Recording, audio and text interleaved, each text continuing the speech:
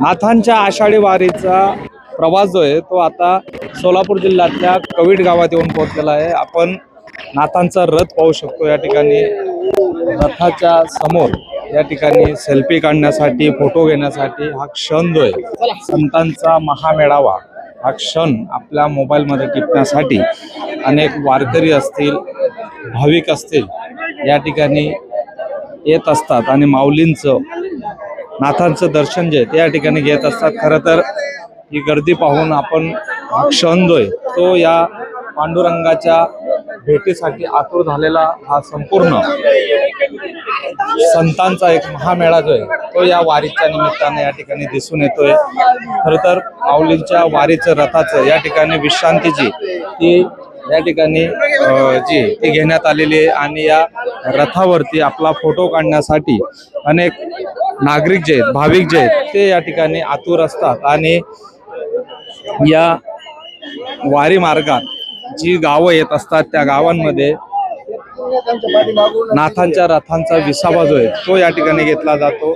दर्शनासाठी एक मोठी गर्दी या ठिकाणी गोळा होत असते आणि संतश्रेष्ठ निवृत्तीनाथ महाराज यांच्या रथाचं, नाथांचं या ठिकाणी दर्शन घेतलं जातं।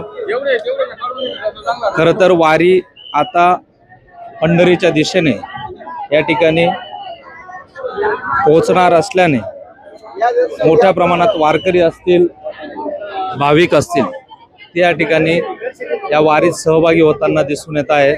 खरं तर हे दृश्य जे अतिशय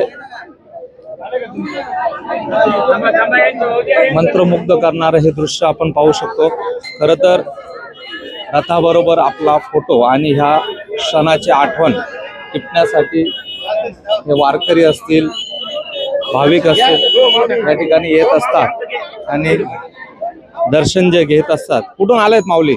नाशिकहून आले। काय प्रवास झाला आता बराच, काय वाटलं या वारीत येऊन, सहभागी होऊन? पंढरपूरला आम्ही दरवर्षी येतो आणि विठ्ठलाचं दर्शन घेतल्यानंतर आम्हाला इतकं सुख समाधान वाटतं का पूर्ण वर्षभराचा आनंदमय जातं। सुख समाधान वाटतं। वारीत का सहभागी झाले? वारीत एकदम आता पंढरपूरची दरवर्षीची आमची वारी आहे ना, त्यामुळे आम्ही दरवर्षी येतच राहतो। काय भेटतं वारीतनं? काय भेटतं? एकदम आनंद भेटतो ना, एकदम आनंद भेटतो, आनंद भेटतो ना, एकदम मस्त।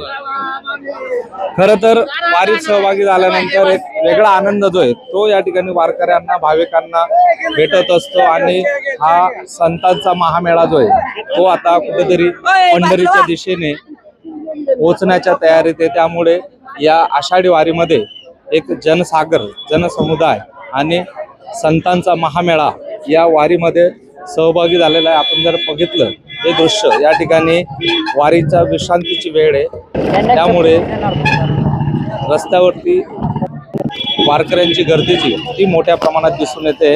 माऊली कुठून आल्या? आम्ही त्र्यंबकेश्वर वरून आले। वारीत का सहभागी झाले? वारीमध्ये आम्ही आता जवळजवळ 14 वर्षापासून येतोय। काय भेटतं वारीत येऊन? वारीत भेटायचं काही नाही, आपल्याला तेवढा आनंद मिळतो। माहेर घर आहे आमचं, वारी माझे पंढरपूर आहे, माहेर घर आहे। ह्या माहेर घरी आम्हाला हाच आनंद मिळतो।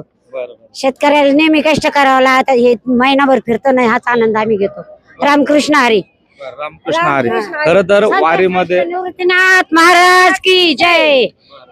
खरं तर वारीमध्ये सहभागी होऊन एक वेगळा आनंद या ठिकाणी मिळतो आणि त्याचबरोबर आमची पंढरी म्हणजे आमचं माहेरघर असल्याची श्रद्धा जी आहे ती वारकऱ्यांमध्ये दिसून येते। खरं तर या वारीला आता एक वेगळं स्वरूप आलेलं आहे।